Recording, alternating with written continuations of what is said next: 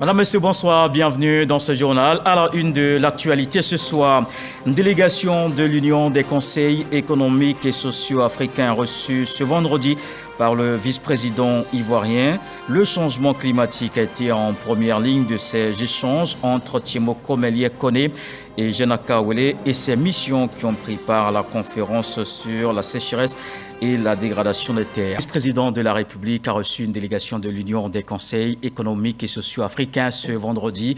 Tiemoko Melie-Kone et ses personnalités ont parlé du changement climatique qui nécessite l'implication de tous. Jérôme Kofi Aboulin.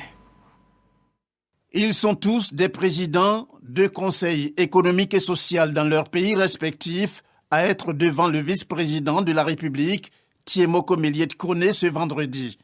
Ces personnalités au sein d'une délégation de 4 membres sont du Maroc, du Niger, du Bénin et bien entendu de la Côte d'Ivoire et représentent l'Union des conseils économiques et sociaux africains, UCESA.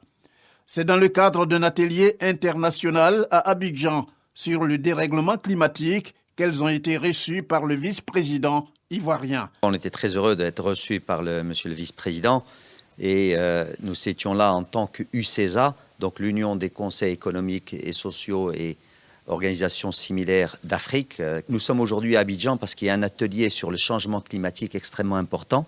Ce qui est bien, c'est parce que ça se déroule concomitamment avec la COP 15. Nous avons conduit une étude dans plus de 16 pays africains, une étude de perception des changements climatiques vus par les citoyens africains.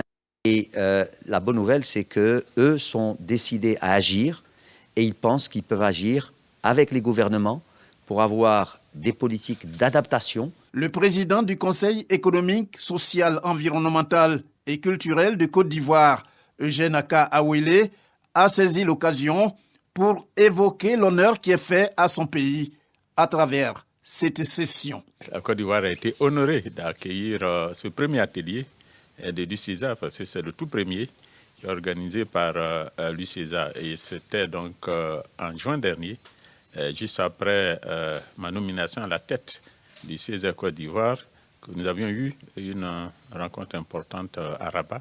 Et à cette occasion, la Côte d'Ivoire, connue pour son hospitalité, a été retenue donc par le président du CESA pour accueillir cet atelier. L'UCESA, ou l'Union des conseils économiques et sociaux africains, regroupe environ 20 pays sur le continent. Et ce défi du dérèglement climatique nécessite l'implication des conseillers économiques d'Afrique réunis à Abidjan, ici en Côte d'Ivoire. Ils entendent relever ces défis du climat à travers des solutions durables. On le voit avec Sidonie Davila. Les conseillers économiques se mettent en première ligne dans la lutte contre les changements climatiques. Les experts de l'Union des conseils économiques, sociaux et institutions similaires d'Afrique, UCESA, mènent d'intenses réflexions. En se rendant disponible pour accueillir cet atelier international, l'Assemblée consultative ivoirienne n'a fait en réalité que mettre en œuvre une instruction particulière du président de la République, instruction relative à la place que doivent prendre et le rôle que doivent jouer les institutions de la République de Côte d'Ivoire dans les organisations internationales auxquelles elles appartiennent, notamment les organisations africaines. Relever les défis liés à ces changements est une ambition qui appelle des efforts d'envergure ainsi qu'une attention soutenue de la part de l'ensemble des acteurs étatiques et internationaux du secteur privé et de la société civile.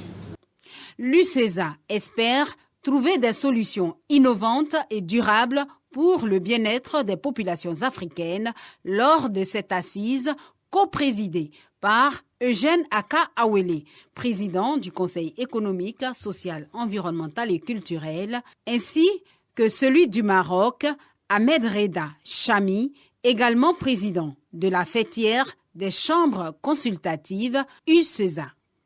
Dans notre union, cet engagement se traduit par D'abord, une amélioration des connaissances sur le changement climatique en intégrant les perceptions et les besoins des citoyens africains.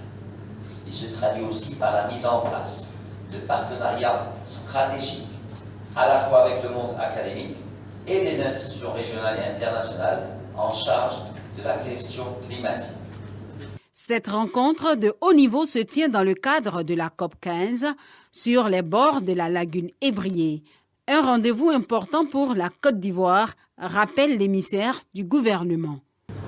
Nos États ont besoin de lumière, des expertises, des réflexions qui contribueront à avoir une meilleure visibilité des mécanismes à mettre en place en vue de relever le défi qui se présente à nous. En ce qui concerne la Côte d'Ivoire, le président de la République, son Excellence Alassane Ouattara, a engagé notre pays dans une politique vigoureuse pour atténuer les effets du dérèglement climatique afin de pérenniser son modèle de développement et préserver les générations futures des désastres économiques et sociaux.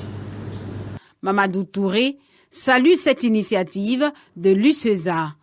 Créée en 1994, cette fêtière regroupe les conseils économiques et sociaux d'Afrique.